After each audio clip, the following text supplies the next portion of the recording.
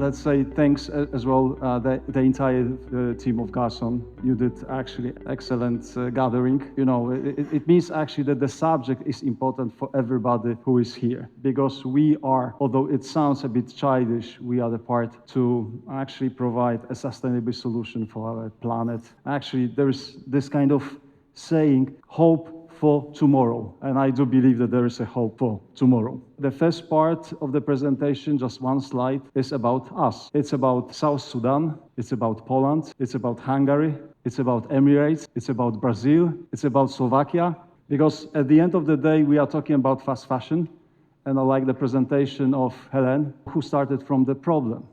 And the problem is actually that one that more or less 100 billion of fashion garments are produced every day. If there is actually a time span, and there is 2020, and here is 2000 year, and here is 2015. So in 15 years time span, the production of fashion increased by 100%. If this is 2015, which we already agreed upon, and here is 2030, the production will increase another 65%. But in 2015, there is 7.5 billion people on Earth. In 2030, it is estimated that we will have actually 8.5 billion people on Earth. It means 65% of the fashion production versus 13% of the population growth. It means we are actually producing the fashion with the speed of light. And it's actually 5 times faster than what we are giving the birth to human beings. Well, I'm just looking at this is exactly, thank you for this nice, I took actually two items of those. This is about the water consumption. And as we know, there is a lot of these examples about jeans or t-shirts. We know actually that if this is one pair of jeans, we are talking about 10,000 liters of water. 10,000 liters of water. If we count how many liters men drinks, it's actually 1,000 per year. So it's actually 10 years of what we are using for the pair of jeans to be produced. Fashion business actually stays for 10% of the emission of CO2. And that is actually bigger than combined transport, air transport, and sea transport. And we need to understand what we are talking about. Do you know how many planes every day are kind of cutting the sky? 100,000. Do you know how many ships, cargo ships, and this big, beautiful pride of the sea, how many of those cutting the sea and oceans? 120,000 units. So you can imagine actually that exactly this, what we are talking about, the fast fashion, this creates problem. And the last one of 6 people work actually in the textile business, yet 98% earns less than living wage. So this is actually fast fashion. It will be waste, we know that. And that's why I would like to welcome for the story, I would like to kind of navigate you through about Vive Textile Recycling. I will not talk about the shops. I will not talk about kind of export here and there. I will talk about what to do actually with that kind of part of business, which is simply a waste.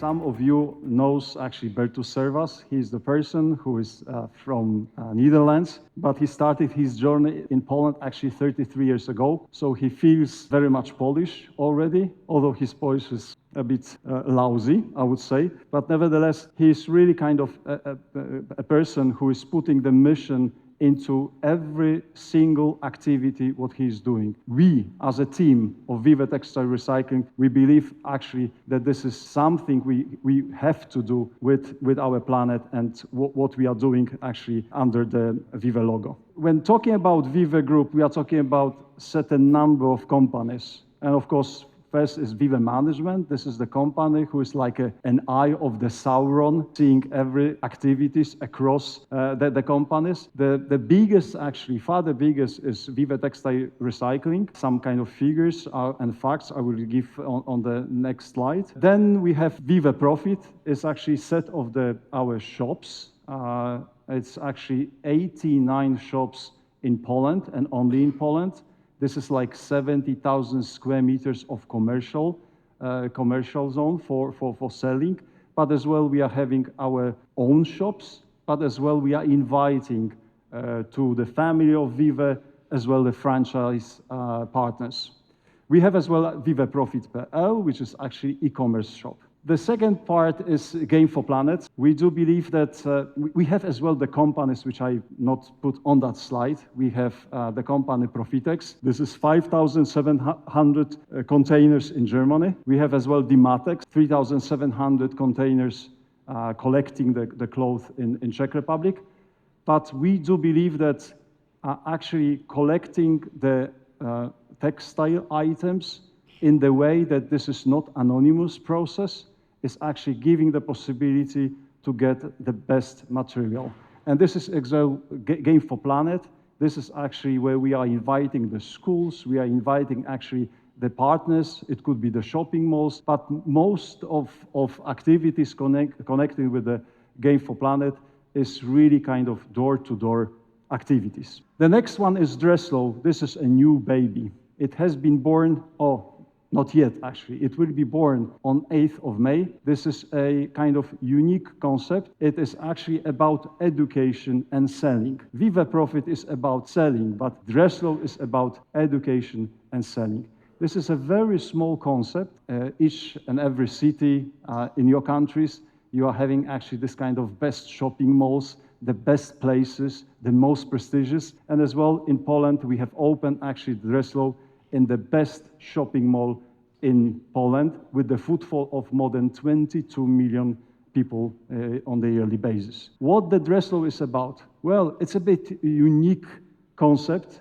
It's about inviting actually young designers who as well, they are having a bit kind of artistic ego. I mean, when the designer is a part of the story, he or she thinks that what she or he creates is actually the best. Vive was able to combine those 40 women and men, and they are working together, actually utilizing those textile which is to be found in our process. This is a very unique process because we are talking about a very separate kind of projects individually made, but as well they are making certain cloth and certain items as a community.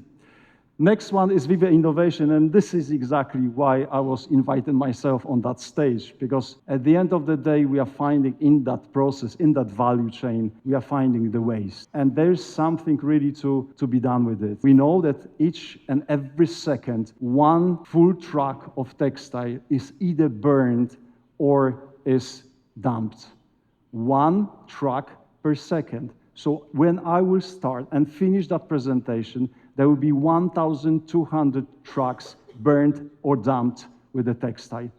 And now is really the question, what to do with this kind of items or this kind of volume, which didn't have a kind of chance to be resell or reuse. And the last one is logistics services. We need to deliver, and of course, we have our own setup of trucks. This is 97 trucks which we are actually using and delivering both from Germany and from Czech Republic, but as well delivering to our customer in CE. Our objective is clear. It's a bit of an idea fix, but we decided that 100% we would like to close our circularity. 100%. Now we are on the level 92, 93%. Still there are some fractions, like for example shoes, which are very difficult to make, but we have already created a company which has started last week because we have the idea how to process the shoes, which are kind of hard textile, as we call it. What is important is, of course, we would like to be as well a first choice employer. We were talking about working camps, but we would like to be a kind of first choice employer. If you remember the map of Europe, Poland is somewhere in the middle between this country, which we don't want to talk about, and the western part. And we are actually placed in Kielce, and Kielce is like 180 kilometers from Warsaw. This is kind of important because we are the biggest employer in that district. Of course, we would like to redefine the potential of the waste. As we said in our mission is actually that we do care about single piece of textile. We know how to use it. We know exactly whether that process is resell or whether the process is recycled. I didn't like, honestly speaking, this theme of that meeting, the importance of reuse before recycle, because recycle is a part of our story, and it will be always part of our story. So it's not just only a question of choice, but it's a question of simply creating a kind of tangible value chain in that process. I promised you about certain figures of Vive Textile Recycling. So at this very moment, we are producing 350 tons every day. It's actually 1.4 million pieces of textile every day. We are employing actually 1,600 employees. And actually with our contract partners, because some of the companies or people are having actually a B2B contracts, so this is up to 4,500 employees. We are producing 900 product groups. We are having actually, as I already said, 70,000 square meters for the commercial zone for our shops. 80 export markets. We have as well the BDFs, 705, and the modern warehouses, which is altogether 55,000 square meters. This slide I like and I don't like at the same time, because it shows actually our impact exactly as it is said on that beautiful t-shirt. Why I like? Well, I believe, yes, that this is a kind of tangible impact of Vive Textile Recycling, of what we do. But on the other side, well, it was already said today that it will be very difficult to kind of stop fast fashion to produce in such amount as they are doing this right now. Because our appetite for the nice fashion is unlimited. We will buy actually fast fashion all the time. But the question is that, as Helena was saying, that there is actually, I don't see any revolution on the landscape, that the people are simply saying no. Of course, we would like to have use less, use longer, use again, but that's a bit of a mission, and we need to believe instead of just only talk. And now is Vive Innovation, exactly that part. There are certain items which don't have the luck. They will never be a part of the shop. They will never be a part of resell. They will never be a part of reuse, and they will never be a part of upscaling. What we do with that one? It was already the idea of a couple of years ago, almost 13 years ago, that exactly we would like to do something with what is left. And that process was kind of hard one, because you are starting with belief, then you have number of trials, then you are failing, then you are saying, okay, it can't be done, and then you are having actually a great comebacks. At the end of the day, everybody is showing the attributes. Of course, we are not producing the hangers. I just want only to see that this was a skirt one day, and we have produced actually something what is very, very innovative worldwide. This composite, which is textile, 60% of textile and 40% of foil, this is something what we are already delivering. This is not a startup anymore. This is actually 4 machines fully booked. We are fully booked actually with the production till October this year. Another new machine is coming, but I'm just only showing you that there are different products and different profiles which we can use. It could be used actually for the landslides, like you see those one on the top. It could be as well used as a part of the playgrounds. You most probably know the Lego company. I mean, those small pieces for the children. Lego company owns actually a company that is far the biggest producer of playgrounds worldwide. And we are actually supplying those products to be a part of the playgrounds construction. If we are talking about the color, one can say, okay, Urban, what is the green or bluish?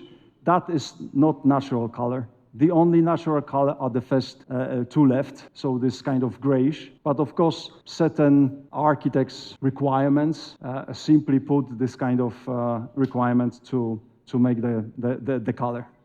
Of course, if we are talking about Vive Textile, which is exactly the composite, Vive Textile is covered with the certificates. Of course, when we are talking about the playgrounds, we are talking about the children. If we are talking about the children, we are putting the safety first. There was one question about, do you have the patent?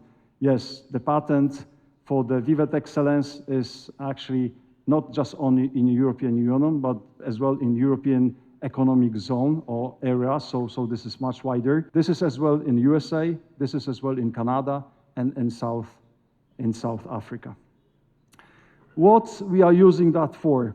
Well, that's a good structure, not because it's colorful and not because of the nice flowers, but it shows it could be used actually as a floor, as a side, as a bench, and as a, I don't know how to put, the flower pots, let's call it flower pots. And what is important, it's actually fully from recycled material, but it as well is recyclable. If one day you are bored with the bench which you are sitting at, you can always, or we can always recreate to something new. What is important, this material, it could be treated as a wood. It means you are cutting, you are drilling with all the equipment as for processing with the wood. This is exactly the playgrounds, of course, not everything, but you see those kind of construction poles. That is exactly the playgrounds, what we are doing with Compan. And as you know, the strength of the textile composite is even better than simply plastic recycled material, because the textile exactly putting this kind of reinforcement. So it's really strong material for the different purposes. This is the examples, what we are doing with that one. It could be, sorry for turning, but it could be actually a flower pot again. It could be actually the pier. It could be something for, this is actually in Vive, so I will just put one slide on the top. This is actually our cities, because when the city has the problem with the waste, we are taking those waste. But in the exchange, we are creating exactly this kind of barter, so they are getting actually a very nice, very sustainable material and kind of small constructions back to the cities. This is actually an example in Holland, where there is not anymore the wooden structure of the shore, so everything is actually Vive Textile. And this is the last realization. This is, you don't see this, but this is huge. This is really huge. I mean, it goes hundreds of meters in depth or in the length. This is actually the paddle arena in Denmark, the first one. What is important is not just only the decks, what you see from Vive Textile, but everything behind or below. It's not the concrete, but as well the construction is Vive Textile. And we do have as well as I put, this kind of small hat, because we would like to, by ourselves as well, check the resilience of the material itself. This is actually in Vive, so Anna was seeing that one last time when she was visiting actually Vive Textile Recycling. This is exactly showing that this material can stand, we don't have actually such a beautiful weather in Poland. We sometimes have -10, and sometimes we have 35 degrees Celsius. So all this already since 2020 is being tested. Of course, we have our own laboratory with which we have actually this kind of aging chamber where we are checking how this material is aging. But as you will see, we are covering actually the North Pole, we are covering actually the Scandinavia, and we are covering as well different countries. This is exactly where we operate. I put USA because actually in Central Park in USA, those are the playgrounds being built from Vive Textile. So mostly actually right now it's Europe, North and South. I mean North, winter and snow, South Italy, where it's actually even plus 40 degrees.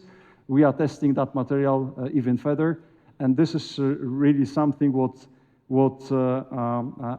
I wanted to show you, that there is a hope. We do believe that although we are sometimes afraid to show the picture of Atacama, where fast fashion places 40 to 60,000 tons every year of let's say apparel fashion, that there is some kind of hope and possibility that we can, instead of using wood, we can use actually Vive Textile for something what will last forever. Thank you very much.